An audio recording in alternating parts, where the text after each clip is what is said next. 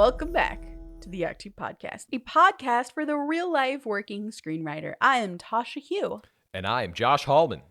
And as a reminder, Act 2 is a network and support group for the everyday working screenwriter, of which this podcast is just one of the things that we do. So thank you for joining us here. Josh, I was out in the wild yesterday with an Act 2 shirt, and someone said to me, "You have merch for your podcast? Why don't I have one?" And I said, "You can go to ActTwoMarket.com. You can get one." I've already bought all the hats. We have a Back to the Future hat now, which I need to purchase. Act to the Future. Act to the Future. So I'm really excited. I feel like it's the store that we would want if we were fans of a podcast. No question. I have all the hats as well. The Maverick one, Act to the Future, and then just like the dad hat, which I don't Act like 2 that Never term. Say Die. I don't have that one. I have that one. Oh. Anyway, no one has commented on my Act to the Future, Back to the Future hat, but Terrible. Everyone has commented on the Maverick one. It's really cool. So, I don't know. I was like, oh, wow, that's cool. I'm like, yeah, thank you. Please like and subscribe. Or whatever the terminology is. But yes, we have a market. It's great. If anyone has any ideas of what they want in there, let us know. We are open to everything. Any designers out there? Want to design something? Let's go. Let's go. But if you don't want merch and you want to DM us instead to complain, send us questions, topic suggestions, you can. You can reach out to us at ActTwoWriters@gmail.com, all spelled out, or on our Instagram and Twitter at ActTwoWriters. I'm on Instagram at Story Thursday and Twitter at Tasha 3.0. I'm Joshua Hallman on Twitter, Josh Hallman on Instagram. Joshua. Yes. Do you have this week's in writings? I do. Yeah! This week in writing.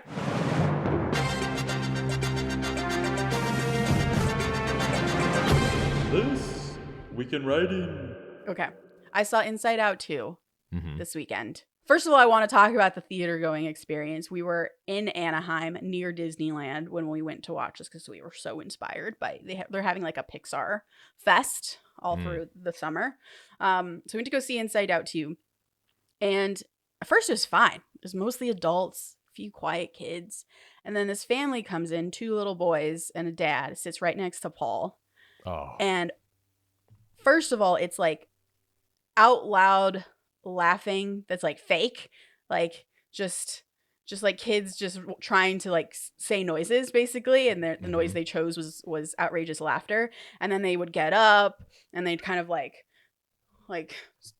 wander and twirl around and start saying to their dad, "We want to go back to the hotel." No way. Screaming, and the dad is just on his phone doing nothing, not even like telling them to be quiet or anything. And bless Paul, because he's really trying to stay focused on the movie. And this is definitely, I mean, it is an annoying thing for everybody, but particularly for Paul, I feel like. But he stayed focused. Wow. Luckily, the family did decide to go back to the hotel before like the climax of the movie, because when we got to the climax of the movie, I wept.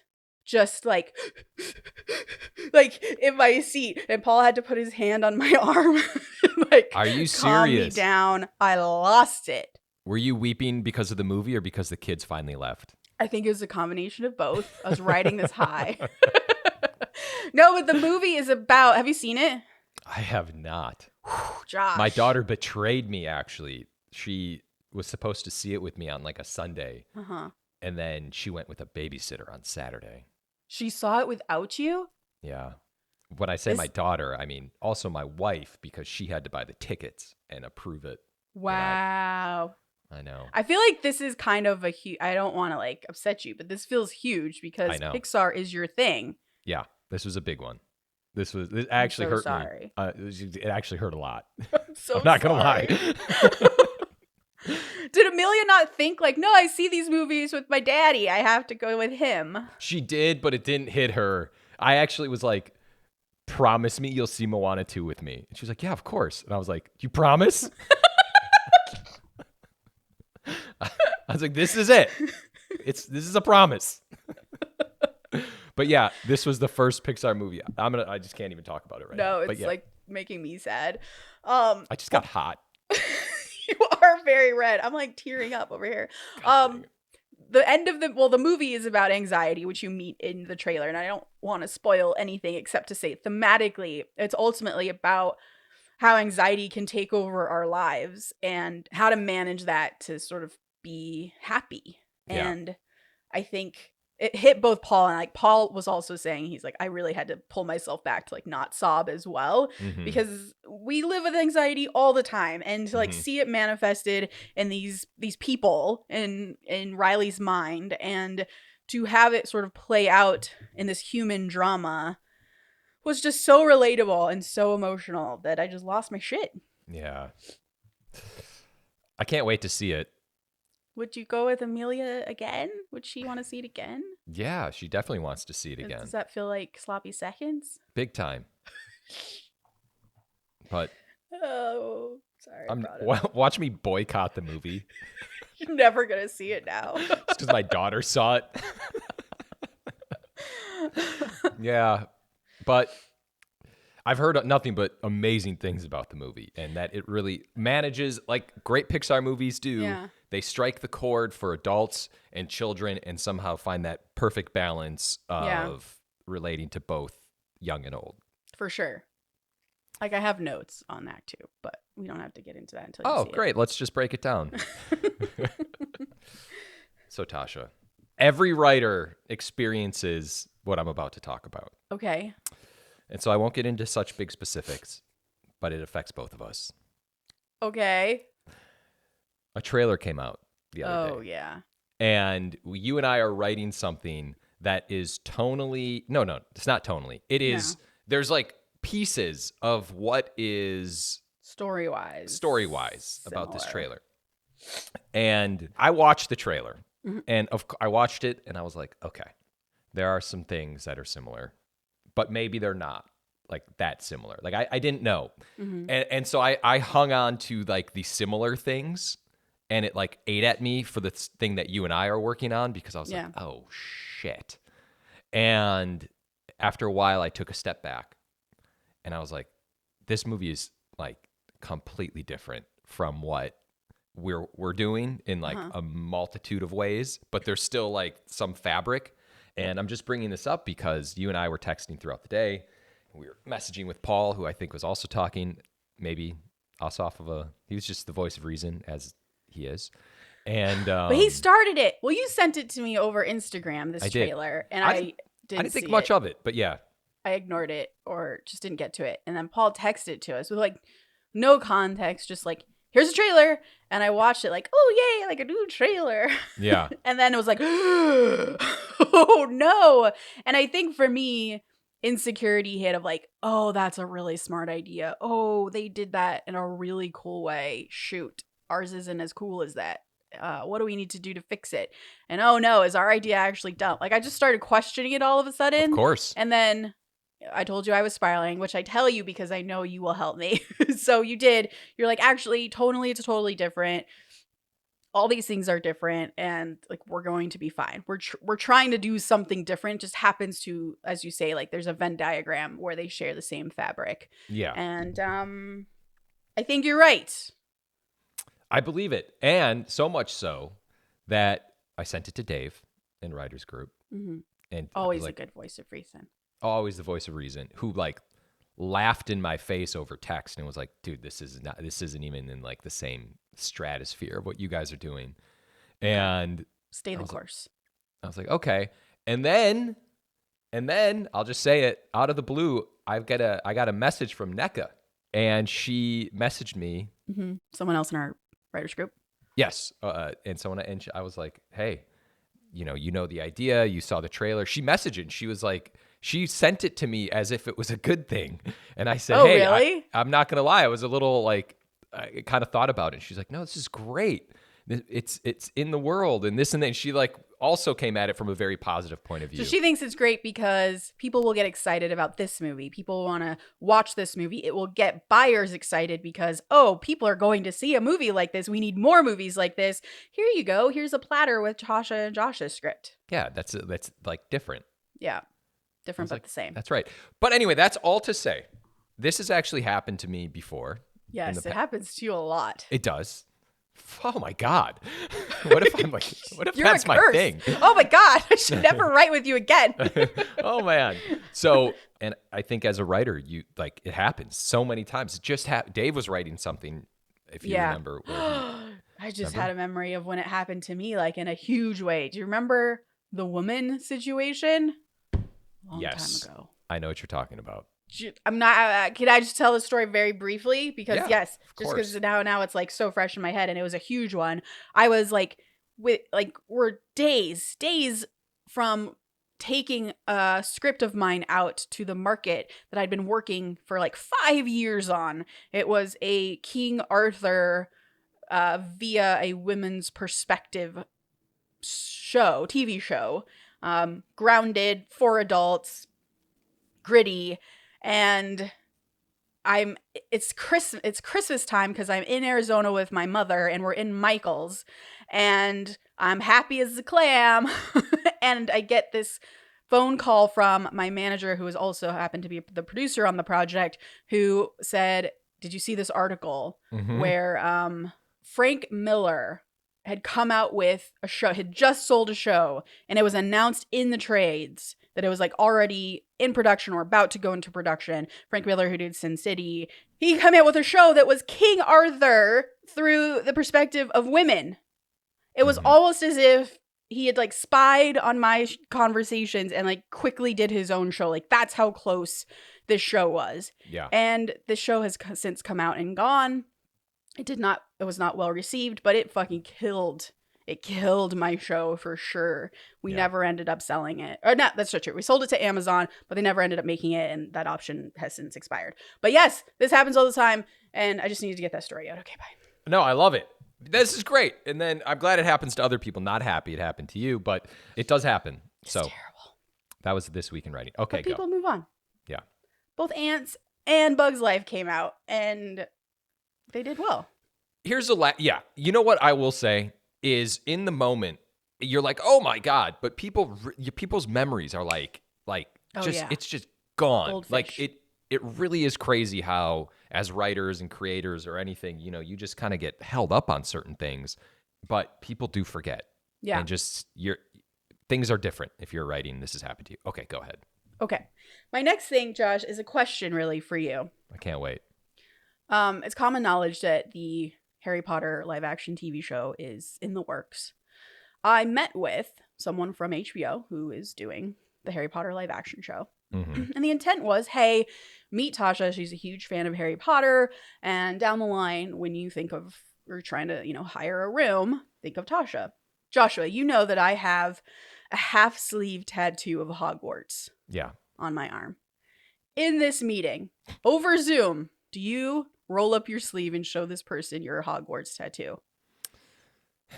Organically? I mean, in the sense of like, am I stretching my sleeve and then I show my arm? Or is it like... Either situation. Any of the above. I would point it out. I would say, full discretion, this isn't a secret. I am a massive fan of this franchise. It has been very influential to me, so much so that I have a tattoo right here on my arm that is very meaningful to me. And here it is. Awkwardly show the tattoo, put the arm down, keep going on. Okay. What did you do? Nothing.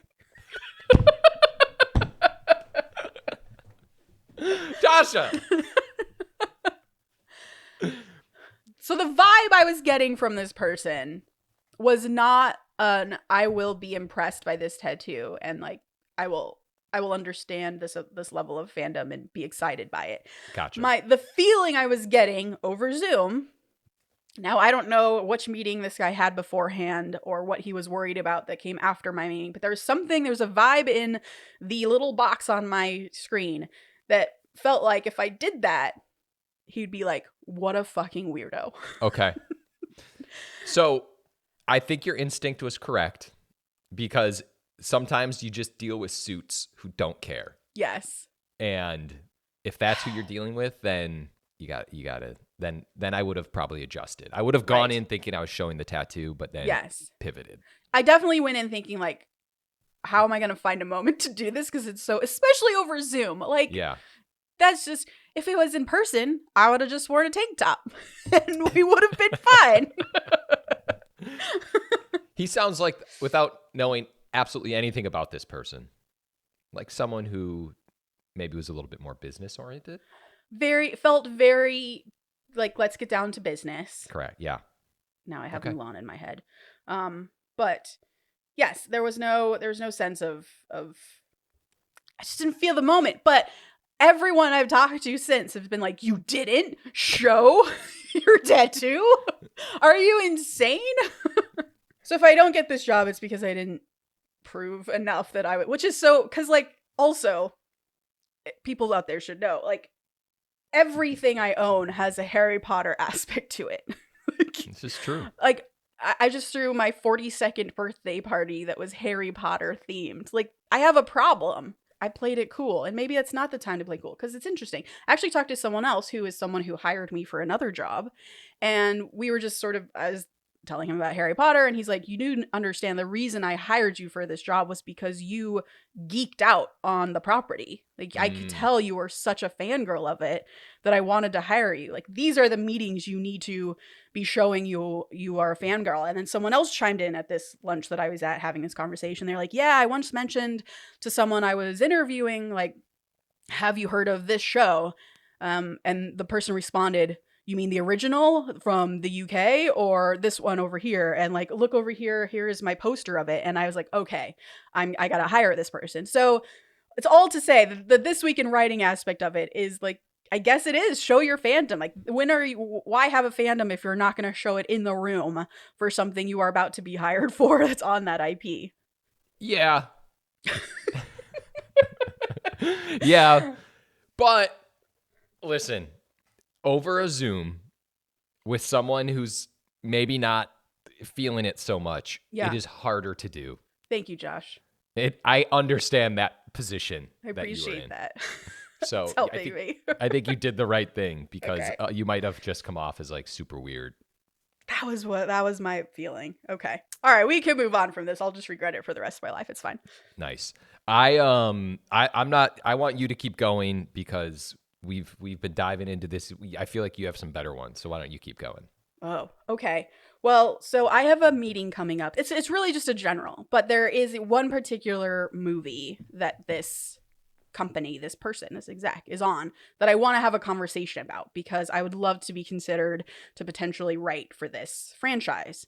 And I don't have a pitch. I've been thinking about it for months, and I haven't been able to crack it. However, like the day leading up to this, so yesterday, I was like, have this meeting. I was texting with my manager, and I was like, I really feel like I should just have a couple ideas to just sort of riff on, rather than just say, hey, I'm interested in this IP. The end, right? And she's like, okay, well, let's talk about it. And her approach always really helps me, because for me, I'm like, okay, like, what is the plot that I want to tell that will like make the exec be like, oh, that's exciting, right? Mm-hmm. And she instead was like, what is the character story you want to tell that could then lead to plot? Because, and this is my belief as well, I had just been getting sort of distracted by the way that the IP works, is the plot will actually take care of itself. The plot, while not easy, is sort of like the easiest part. Like when I wrote for Tomb Raider, I started with the smallest thing, which was what was the character arc I wanted for Lara across season 1. What is the opening image I want of her? And then what is the final image I want of her? And then I just figured out what she was chasing in order to accomplish this goal.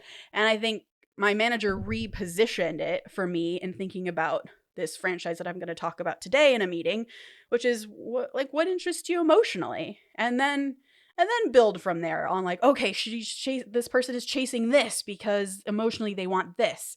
And it's just putting it out there for people if you're struggling with your own ideas, or you are also going into a meeting where you're going to have to like soft pitch someone or just show your excitement for a project, and you want to start building a couple ideas. I think this is a really great reminder to start from character. And I also think people will be impressed. They will hear what you're thinking about and get excited about that.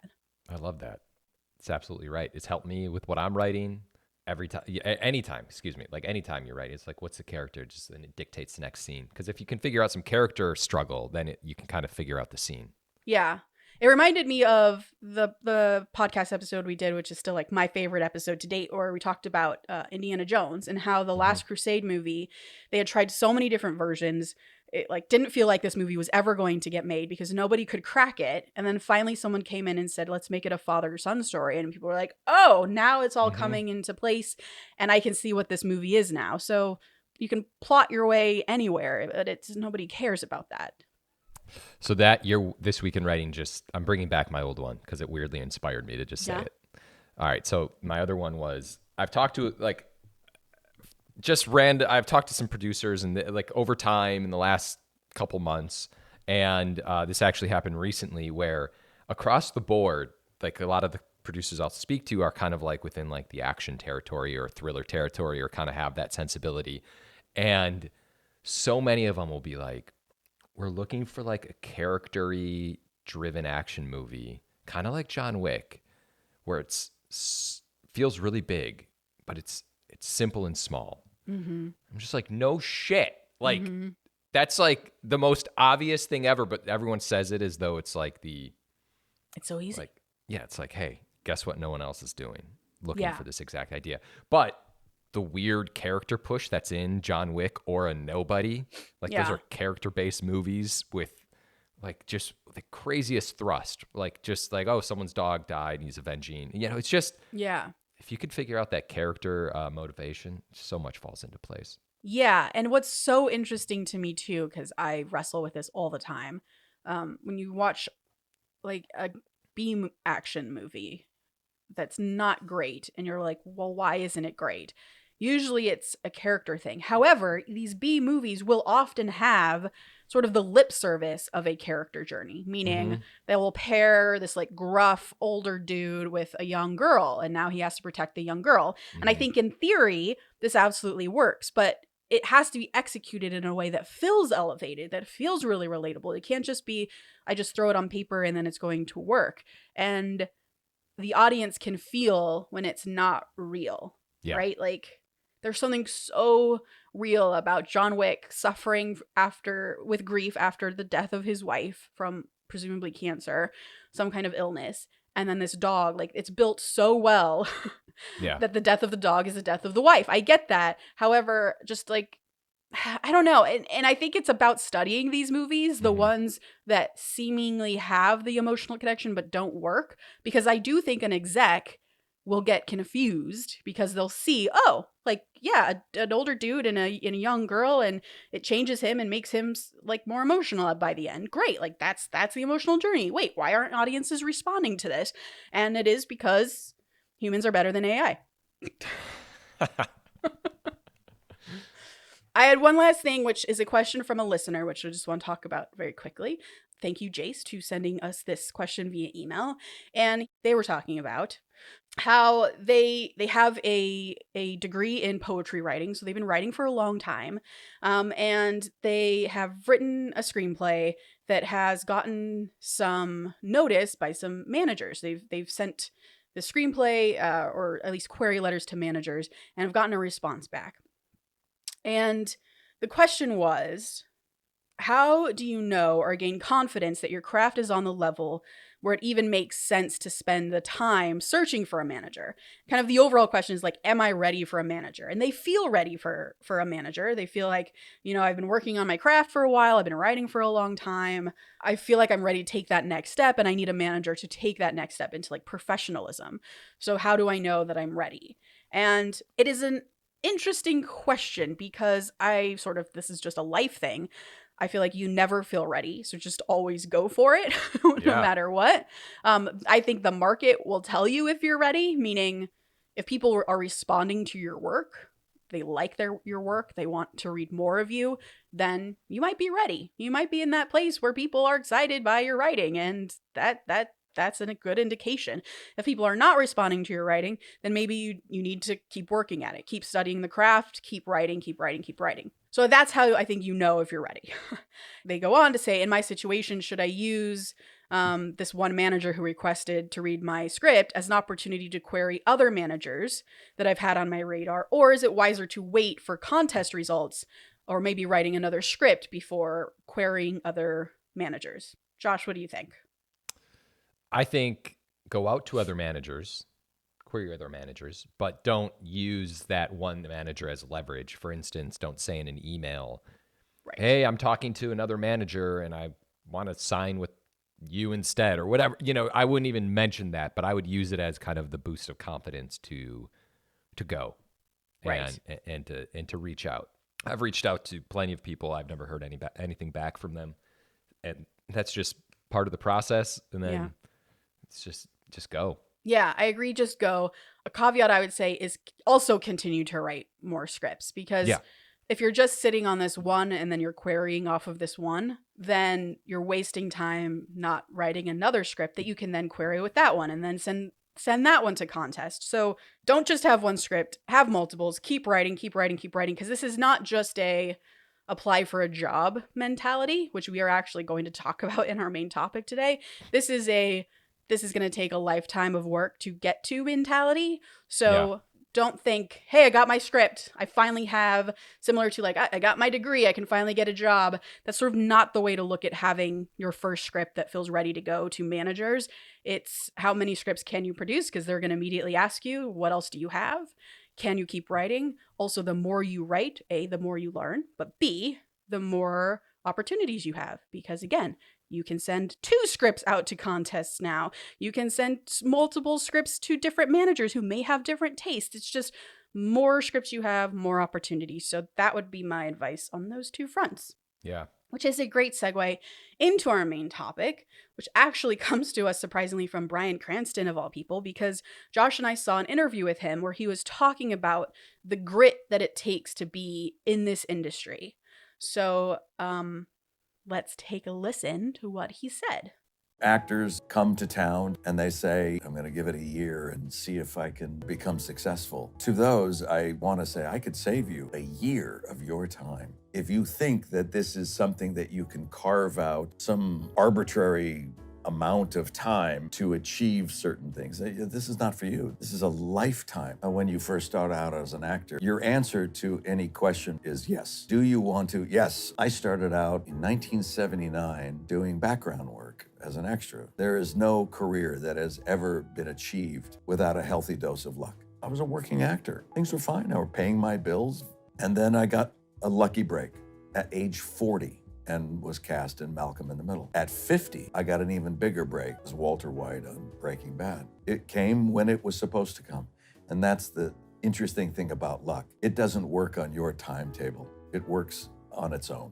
Okay, so the first thing I love about what Bryan Cranston said was the I'll give it a year and we'll see where I am then. I remember I think I told this story on the podcast before. I went on a date once with someone who clearly only asked me out because he knew I was a writer. And I wasn't even a professional writer yet. I was just writing, or maybe I had my first job. Regardless, it was very early. And he just wanted to learn about like how he can get in the industry. And he was like, I moved here 6 months ago and I don't know why I'm not in a TV room already. Yeah. And I was just like, check, please. I don't know what to say to someone who feels that way. So like when I first moved out to LA after getting my MFA in screenwriting, I hated it here. I hate LA. I still feel like it's a terrible place to live. So when I came out here and I started my internships and I started my assistant jobs, I was working, 12 plus hours a day, living in a town that I hated. And I remember my mom said, just put in a year. Just put that in that year, and then you'll know by the end of that year if you genuinely can't do this job, genuinely hate this job, or genuinely unhappy, or if you have to be here. And so at the end of a year, I was nowhere closer to being a screenwriter. However, I was pretty certain that I hated it here. So I did leave. I ended up coming back, of course. But it is a mentality that I think we all have, is let me put in that year and see what happens. Did you do that, Josh? Because you moved out here as like, you have the old classic story of like, I had $5 in my pocket and I came out here to make movies. Yeah, that's how I was sounded as well. And I came out here. That's my Wisconsin accent, I guess. That was, no, I did not. I should have had some form of a plan, but I had absolutely no plan whatsoever. And My plan was I'll figure it out and then I'll get a plan. And then I did kind of figure. Yeah. I just had to like get here, if that makes sense. I was like, Interesting. I just need to live here first. So there's no sense of like, I'm going to give it a year or I'm going to give it 5 years and we'll see where I am then. So I do remember my sister had said to me, Josh, what is your plan? Like I was here. I was, I think, in LA for like 8 months, a year, something like that. And I think I gave it like a 5-year window. And I remember saying like, if I don't have things figured out in 5 years, there's something seriously wrong. I didn't have things figured out in 5 years, but in the fabric of my soul, I knew there was no end in sight. I was just here and I will keep going until I die. That was and I know how silly that sounds. No, I think that's a dream. That you're fueled by dreams and hope. I was fueled by hope, but I will say, like, I did kind of have a kick in the ass after a few years of living here. Cause to me, coming from Wisconsin, as much as I was kind of in the entertainment world and pursuing things, I was also living like college life part 2 in a sense, where I was going out with friends a little too often. And I was just maybe not making the best choices in terms of like having a career or something like that. But and then at some point I was like, okay, it's time to like get my shit together a little bit. And I started to do that where I took things a little bit more seriously. That's amazing. There's something really interesting that he says that I think is the thing that we both sort of hung on to and why we thought this was an interesting interview was how he talks about how this is a lifestyle. And it's very different than, hey, I love screenwriting. I love movies. I love to write. I just want to do that as my, like, why wouldn't I want to do the thing that I love? I'm going to put in my 9 to 5 and I'm going to do this job. Yeah. And that's not really how the job is. It is a lifestyle. And let me kind of explain. And I'm going to take a step away from writing and talk about actually Paul's industry. Paul is an editor in marketing. So film and TV marketing. He'll do like behind the scenes on movies or little trailers that you'll see on social media or on TV. He does all of that and it's very, very cool. And he loves movies and film and TV and all the things. But even though he's doing that in his current job, he doesn't really like it. It's a 9 to 5 job. There's just something that doesn't feel super creative about it. So we've been going to these mixers of people who are in actual narrative. They're, editing the Flash movie or the Succession TV show. They're in that part of the industry, not the marketing side. And what's been interesting is Paul's job is 9 to 5. He works from home. Like this lifestyle that he has is like very, very appealing in that regard. But everyone he talks to is miserable in his job. Cut to this mixer that we go to of all of these people who are in the narrative editing and their work life is so much worse. Like one woman we talked to, she lives in Long Beach. So she has to wake up at between 4 and 5 a.m. to come all the way to Warner Brothers, where she goes to the gym there and takes a shower in their gym shower and then goes to work and usually waits until traffic is over, which here is like 8 o'clock, and then drives home. And she has a husband and she barely sees him, but she was so happy. She was smiling all the time. She loved her job, couldn't recommend it enough. And this was like rinse and repeat for every person we talked to at this mixer of editors who led a very difficult life in terms of on paper, the amount of sleep that they have, the amount of travel time they have, etc. But everyone couldn't recommend their job enough because they loved it. So that also applies to writing, right? Like you have to love it so much that you are willing to spend basically every waking hour either doing it, literally sitting at your computer writing, or thinking about it, or moving towards the next goal. Like Josh, you will text me, you're out like with your wife at a bar and you're like texting me movie ideas. Like this is how we are. This is, like it or not, like I'd have a conversation with my husband before we got married. I'm like, this is who I am. I'm like always going to be this way. I'm always going to work this much. I'm always going to love and think about it all the time when we're together. Right? Yeah.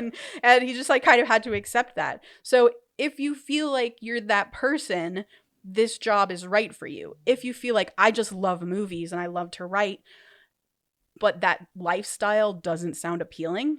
Like I worked the other night until I think it was like 1 a.m.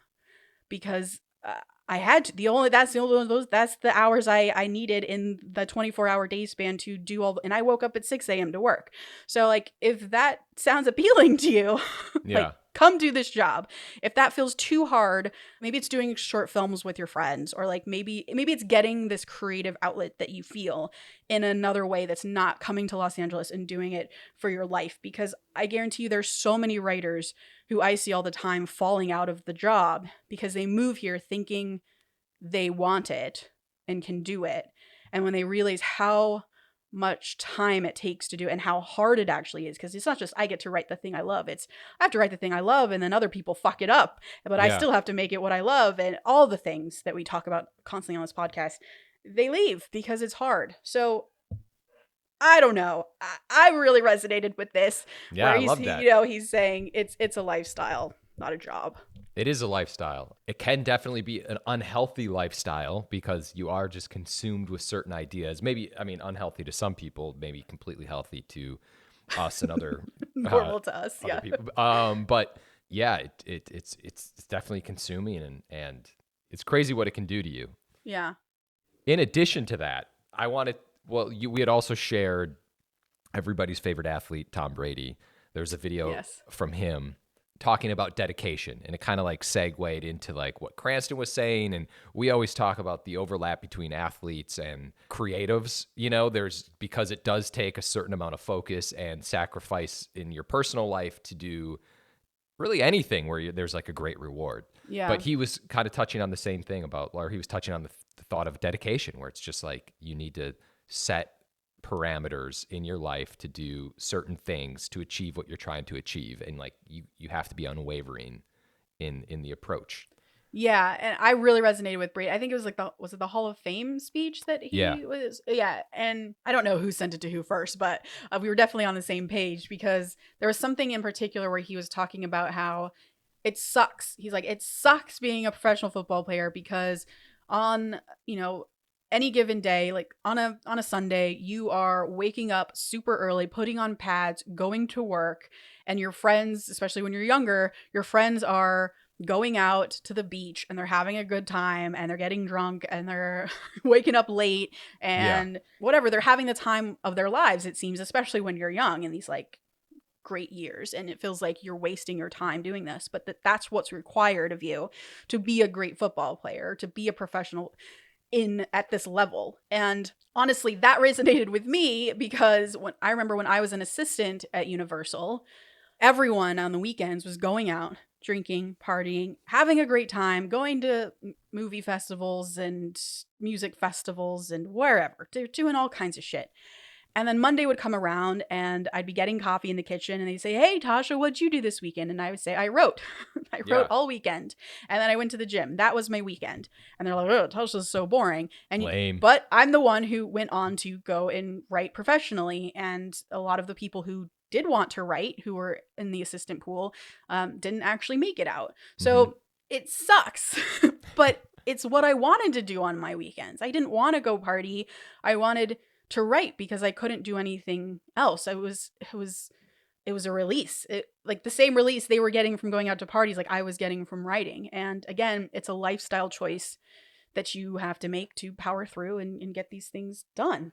Have you always been like that? I wish I could say I figured it out when I got here, because I feel like that's what most people's journey is. Yeah. But ever since I've loved school when I was growing up, and like when summer hit, I couldn't wait to get back to school. I was like, do they have homework for me to do over the summer? Like I was that kind of kid. So like I enjoy work. I enjoy learning. I enjoy, I don't know, that process. So for me, there's a lot of joy to just finding a cafe on the weekends with my computer or a notebook. That's that's my happy place. Yeah. And I'm an introvert, so going to parties is like my nightmare, which maybe helps my job a lot. Man, now that we're talking about this, and I think I've realized this before, but definitely moving from the Midwest to Los Angeles for like like as I was saying, for about like a year or two, I was just like, let me explore every ounce of this place because this is what has been in my dreams. And I can walk around here. I can go hiking over there. Oh my God, I can go out here. I'm meeting new people over here. And so it's very easy to procrastinate because you're caught up in just like having a life experience, which That's important too. I'd just do it all over again too if I had. Yeah, 100%. And I wouldn't wish you to not do that. That's also important because also like it's not that you're one of the few who managed to go through that and still survive with the dedication and the hope and the dreams. A lot of people get through that and they're like, ugh, I have to like shift this lifestyle and like I'd rather have a 9-to-5 job so I can still party or so I can still see my friends. Yeah. I don't know. But so we're in June Fun Month, which if for those who don't know, it is a month that is very precious to me where I try to do as much as I can of the fun things that I put off the rest of the year because I'm always working. And so I started like front load it here all of this month. So the other day, the day I actually worked till 1 a.m., I deliberately went to dinner with a friend and we had some like hangout time during the day. And I knew that it would cause me to have to work till 1 a.m. by taking these like 3 hours out of the day to hang out with my friend. But I was like, I'm doing this. I just also know I'll make up for it. So that's also part of the lifestyle. It's not like you'll never see your husband or friends, but you do have to like be more deliberate about it. You do have to kind of like schedule yourself more than you normally would in a 9-to-5. Yeah, I think it just comes down to, I mean, if we're talking about just kind of like having schedules and writing life, I think it's just doing that gut check of like the things you want to get done. You know, I want to finish a script by next month, whatever. Mm-hmm. And then if next month rolls around and you don't finish the script and you're like, well, why? Like you have to just do the evaluation, you know, and then like I think that helps kind of sculpt your time and your decisions and your choices of how you're going to approach writing. And like you knew exactly like I can go out to lunch, but I'm going to have to pick this back up a little bit later. Yeah. That is a super good point because you and I constantly come across people who say, yeah, I've been working on this thing for a while and I haven't finished it, or I can't, I can't get there. Or, I feel like we've met people at mixers who are writers who are like, yeah, I can't, I don't know. I'm stuck. I have writer's block. And I'm like, you and I think are the kind of people who don't understand writer's block. Because like if you literally can't figure out a problem on a script, there are methods, there are tools that you have to figure out that problem and or shelve it for a second so that you have some perspective and move on to something else, but never not write. Like that's not an option. Mm-hmm. So when I hear people say those things, like I'm not doing anything because I just can't figure out this script or what is it? It's like, hey, like how's that script going that you told me about 2 months ago? Oh yeah, like I pick it up and put it down. It's like, then like that tells me like you don't have the it to make it because you're not scheduling yourself. You're exactly right. It's like the reason you're not getting through your script is because you are leading your life, which like amen to that. Like I literally do not judge you for that. However, if you scheduled yourself in a way that, professionals do, I think, to get through their workload, then I think you would find that you're wasting a lot of time and that somewhere in there's at least an hour that you have, whether it's the beginning of your day, the end of the day, your lunch break, eat while you're at your computer to get this thing done. Again, those are the things required to make it in the industry. I know a guy, who's a buddy of mine, who teaches tennis. And he basically has sculpted all of his tennis lessons to the second half of the day where it's, let's just say it's from like 3 to 6 or 7 or whatever it is. And all he does is just writes for the first half of the day. Hell yeah. That was the beauty of, I many moons ago taught tennis. And I remember thinking like, I'm going to do this forever because of the hours that it allowed me to just kind of like do my own thing. But yeah, and he's doing great, and he's sold stuff recently, and he's just stuck to his plan. He's just like, that's great. I write in the morning. I'm gonna get all my 6-7 hours in here, and then go do this, and it's like over and over and over, and it's always good talking to him because he's a creature of habit, and he's in this habit, and he just keeps going. So all these questions that we always answer in the podcast about how to get managers and what do I do now that I have a script, like all of that is predicated on assumption that we have that you've also made the choice to do this as a lifestyle. And I think re-listen to this Bryan Cranston thing, listen to Google the Tom Brady speech at the Hall of Fame. Like that to me feels very one-to-one to our job. And yeah, I mean, you may not know until you get into it, right? I definitely have known writers who have gotten into it. They felt the grind and they're like, ugh, what am I doing? Like, how do I find a writing job within the industry that allows me to do less? Yeah. And there are certainly those options. However, they had to do the grind to get there first. Like being a staff writer or a mid-level TV writer is a good paying job that requires less sort of dedication, I think, than say showrunner. If you wanted to create your own show, that's a very different dedication than, the mid-level writer in that writer's room. So there are options. It's just all of them are hard to get to. Yeah. I'm tired now just thinking about it, and also like stressed that I need to go work. Honestly, I have gotten a little stressed just thinking about this. Sorry, guys. Sorry, we've stressed everybody out. Yeah. If you love it, it will come. If Yeah. you love it, the lifestyle will not feel like a difficult choice to make. It doesn't feel difficult for me. I don't know if it feels difficult for you. It doesn't feel like I'm sacrificing anything. I just have to work harder at balancing work and life, which is just something I work on. No, it's freaking awesome, man. Yeah. This is the greatest life ever. Ever. I know you don't like LA, but I love LA. I love living here. I love pursuing all of this stuff. And the highs are so freaking high, but the lows are very low. But it's very rewarding when it all comes together. It's true. It's a great pitch for it. And we'll end there. Yeah, great. Okay. Quote of the day. The mind of a writer can be a truly terrifying thing.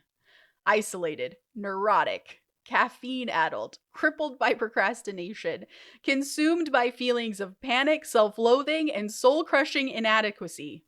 And that's on a good day. Robert De Niro. Oh, I love that.